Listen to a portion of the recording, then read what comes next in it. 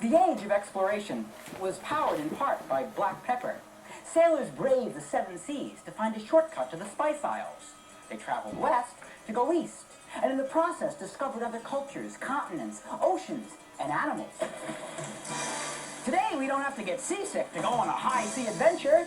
We can visit exotic ports right here at SeaWorld in San Diego, encounter penguins and pinnipeds, dolphins and otters, walruses and whales. So grab your backpacks, it's time to ship out on a field trip!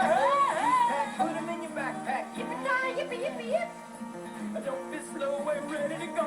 We'll leave it on a field trip. There's so much to discover, so much to do and see. Who knows what we'll uncover? And I'm waiting patiently. We'll take a hike, we'll ride a bike, we'll dig for dinosaurs. We'll sing a song, so come along. It's time to go explore. Here at SeaWorld in San Diego, California, Shamu and Nanu work out every day to keep fit and sharp.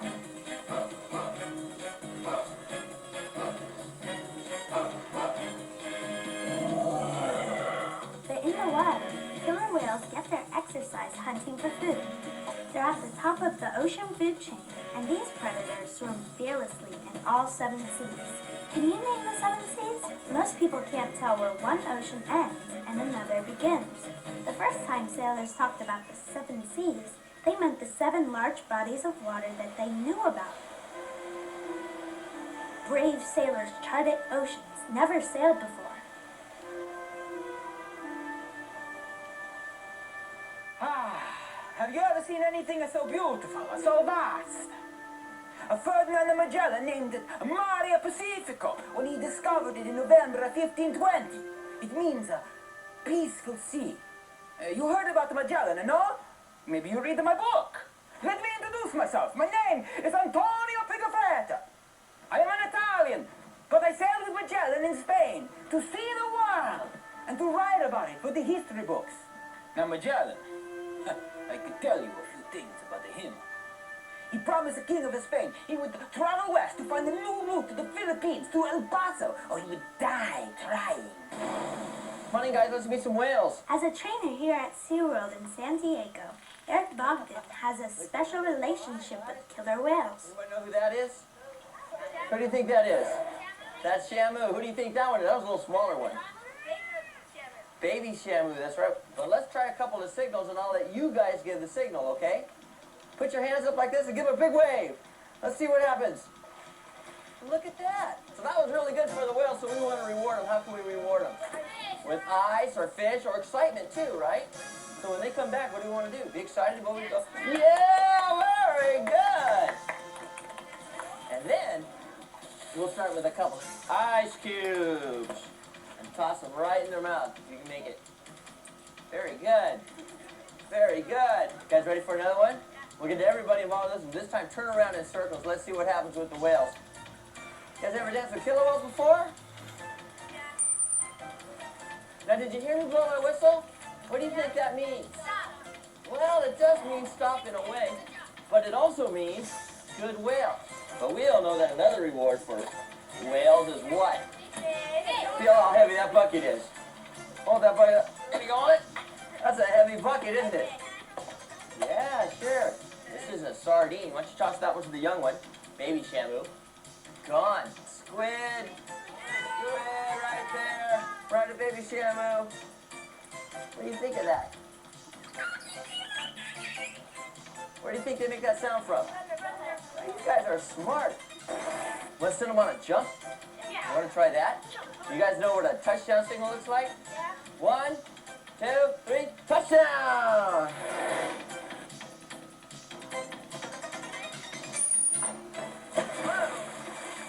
Hey kids, you want to come in here and pet Shamu? Come on in. The water's fine. Wow, how's that water? It's cold, isn't it? Why do you think killer whales have blubber? Keep them warm. To keep them warm in the cold water, that's right. This whale weighs 5,000 pounds. Whoa. Pretty heavy, huh? And to be that big, you know what she does? She eats 145 pounds of fish every single day. That's a lot of fish, isn't it? Do they chew their food or do they swallow it whole? Well, how do you think they do that? They have such big throat. Well, actually, look at their teeth. See how these teeth are very sharp and they're pointed? And when they close their mouth, their top teeth and bottom teeth actually cross over like that. Now, when we close our teeth, our mouth, what do our teeth do? They go together. Yeah, because why? We chew our food. It was truly an adventure of a lifetime, filled with intrigue. The Spanish captains, they were planning to kill Magellan when we landed in the Canary Islands. But Magellan, he very smart. He outsmarted them, and when we set the sail, he lead the armada of 5 ships. Look, you guys got Shamu and baby Shamu again. Look at their eyes. See their eyes on either side of their head? They have very good eyesight. So let's see if they can get some signals right through the glass. You want to try that one? Yeah. Okay, let's point at them. Just point right at them. Ah, that means stick your tongue out. You guys shake your head, yes, real big. Okay? Shake your head, yeah. There you go.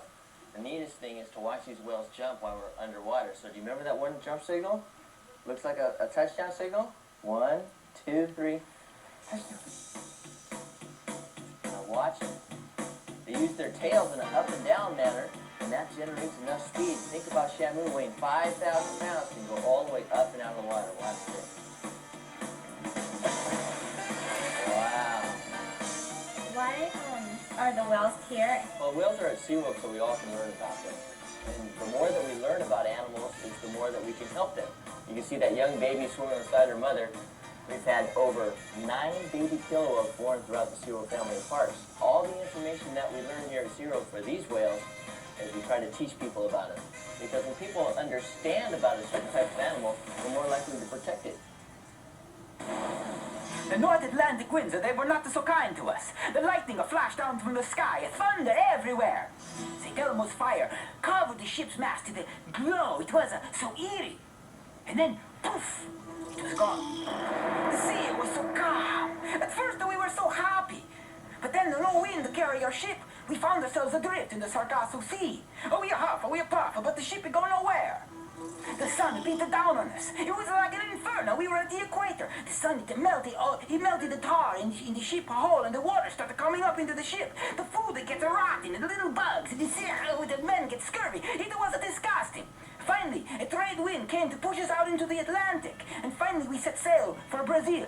Today we call the Arctic, Antarctic, North Atlantic and South Atlantic, North Pacific and South Pacific, and the Indian Ocean the 7 seas. Field trip will be right back after these messages. We now return to field trip. Oh, we were mad with the first. Salted water everywhere, but not a drop to drink. I like how that sounds. Maybe I'll write a poem about it later. The South Atlantic winds were kind to us, and we anchored in Rio de Janeiro on December 13th of 1519. It was like paradise. The natives were so friendly. We restocked the supplies and restored the ship's hulls. On Christmas Day, we set sail for southern waters in search of El Paso, the path to the Spice Islands in the east. Now you see the world here, this is a big inflatable ball, but on it, it has, countries on it. It's a globe. You can see China, there's the Pacific Ocean, and in North America, where the United States is, San Diego's over here somewhere. Warren Huggins shares the secrets of the ocean depths. Now that big frozen mass of water at the top of the world is called what? North Pole. The North Pole, right. And the scientific name for the North Pole is the Arctic.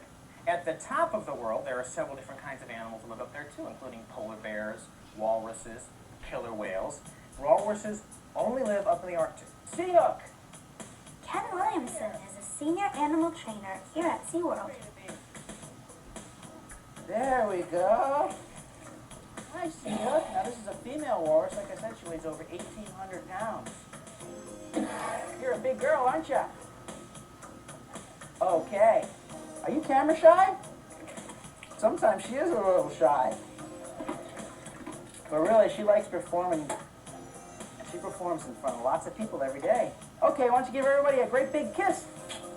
Walruses have on the back of their bodies, rather than feet, they have what?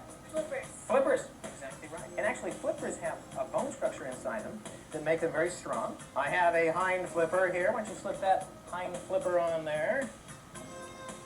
You guys get a real good look at the underside of her flippers. You see how there are grooves in there? See all the grooves in there? Now those are sort of like the treads that you might have on the bottom of your sneakers. You can get a nice grip on the ice. You see that flipper right there? Yeah, see all those grooves? It's a marine mammal. Now, the marine mammals need something to help keep them warm. And it is what? Fat blubber. We call it blubber for marine mammals. So we'll slip on some blubber. You know, walrus blubber can be about 3 inches thick. This thick, all around their body. Well, the temperatures can get so cold, it's very helpful to have all that blubber. Try this experiment. You'll need some ice water, a couple of latex gloves, some short rein, and a clock for timing. First, stick your bare hand in the ice water. Comes out quick, doesn't it? Then try it with a glove. You can keep it in longer, maybe 15 or 20 seconds. Then smear your hand with short meat. Works just like blubber to insulate your hand. When you put it back in, you can stand the cold about twice as long. Now, on top of the blubbers and flippers, the marine mammal needs some fur. All right, we have some walrus fur. Now, these animals will swim down to the bottom of the ocean, everybody, and they will find their food. This food that they eat is a two-shelled animal. Clams. Clams, exactly right. How many clams do you think a walrus can eat in a single meal? 5. 5? 20? Any other guesses? They can eat 3,000 to 6,000 clams in one meal. Now, a clam is only about as big as an okay sign, but still, it is a great deal of animals to eat. Now, what do they use that's right under their lips that helps them find their food? Whiskers. Whiskers, or vibrissae. Now, whiskers, or vibrissae, help them to find the food in the bottom, the clams. And let me show you what the walrus would look like. Now, we have the face here of all walrus. A live walrus would have 400 to 700 of these whiskers on the front. Those are just like fingers that can move each one of those individually. And that's how they find the food. Once they uncover it in the sand, they can feel around in the sand and find clams and things like that. And what she would do is take a big mouthful of water, squirt it across the bottom, and then use these vibrissae, or whiskers, to help her find the clams. And one of the things that we try to do here at the stadium is we try to incorporate some of the natural behavior that the animals do in the wild. And one of the things that walruses do is they take mouthfuls of water and they squirt them down into the sand. But she never knew how to do that above the water. So this is how we trained it. We pour some water into her mouth.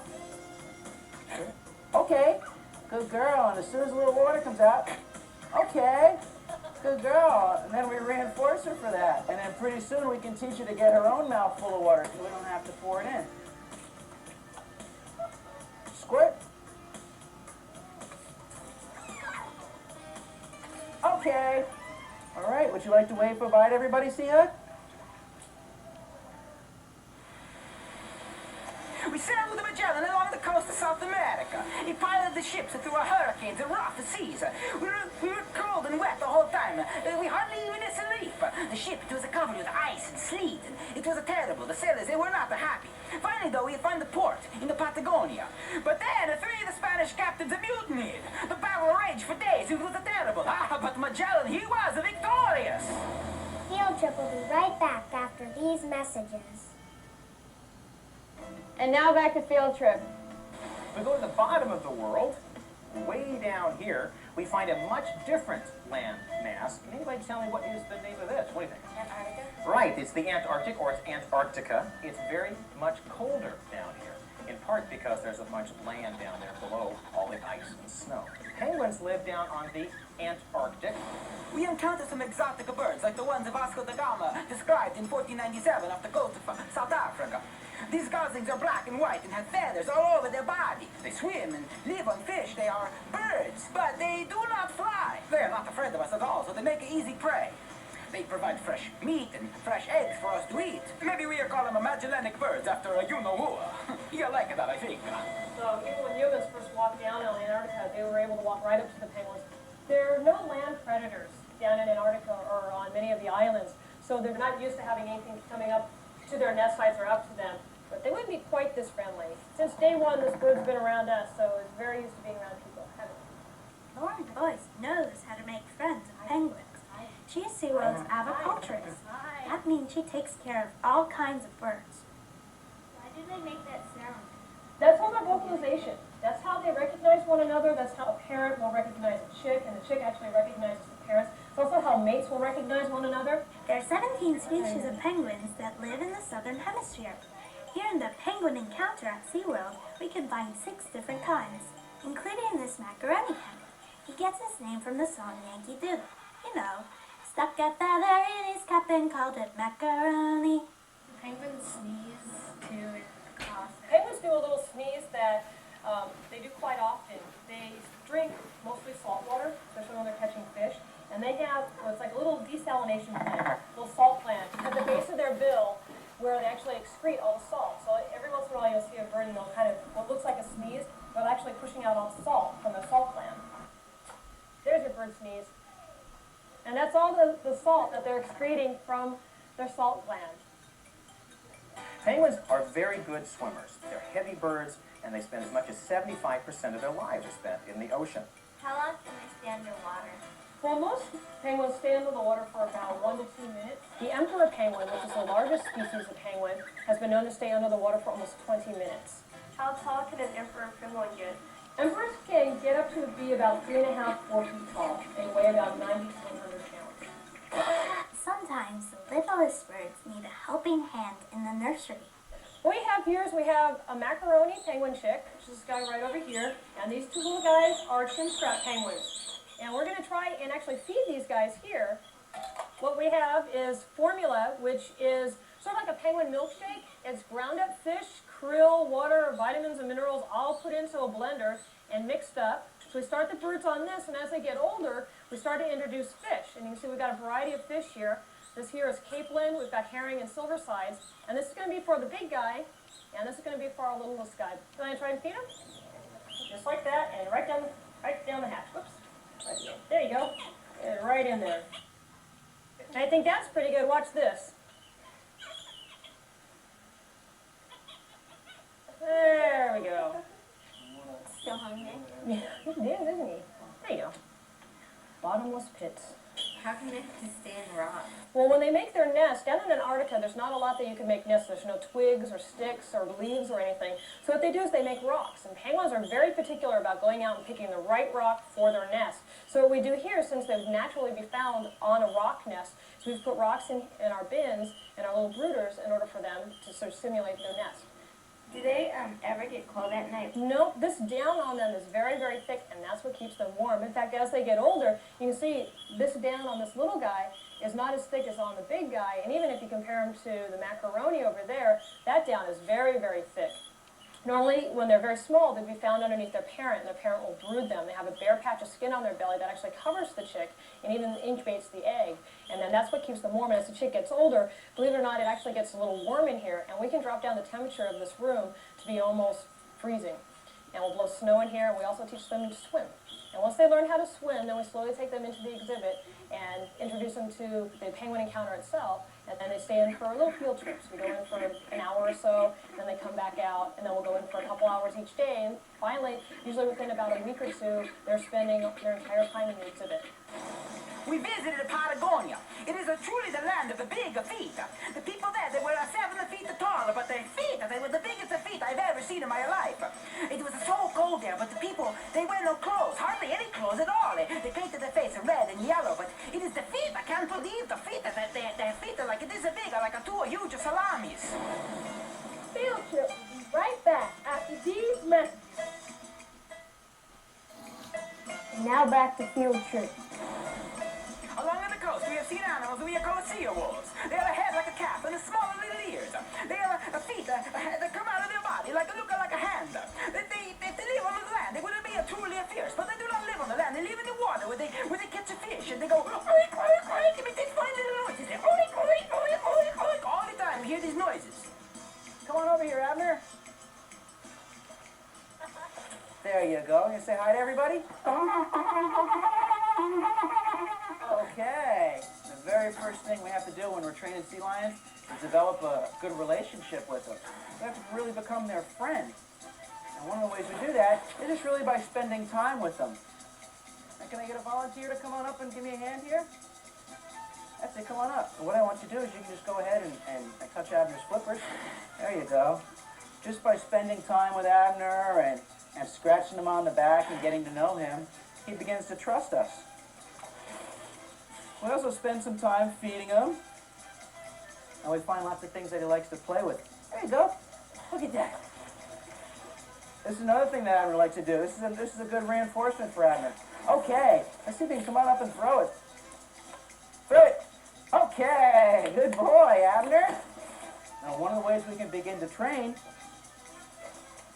is by using my hand, or what this is called a stick target. Have you ever seen a stick target before? What we do is we touch this to his nose. Okay, say the word okay, and then we give him a reward. Abner catches on real quickly that when he hears the word okay and touches his nose to this, he's going to get a reward. So he starts to follow this around. Okay. Okay. We can even do it on the glass. Let's see. Come down here, Abner. There we go. I'm going to show you how we train a backflip. We start by just leading him around in the water in circles, like this. Okay, good boy. After he has that idea, we start raising the target up higher and higher above the water. And pretty soon we end up with a backflip, and I'll show you one of those right now, all right? You guys ready? Bed? Okay. Backflip. Everybody watch. Okay.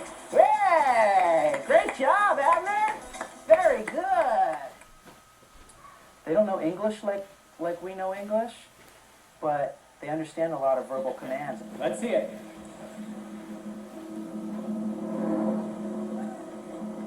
Let's see it. Jump. That's called an auditory or listening signal. Now, some of the signals that we give them are just hand signals. Hey, let's see your very best. Swim! And some of his signals are actually tactile or touch, where we might actually touch him on a particular part of the body and he knows to do it. So there's actually 3 different types of signals. Look for the word okay. Okay. That just lets the animals know, yes, whatever you're doing right now is correct. And then look for us to give them some kind of reward, whether it's fish or running around. You'll see us scratching the animals a lot. All those things they enjoy a lot.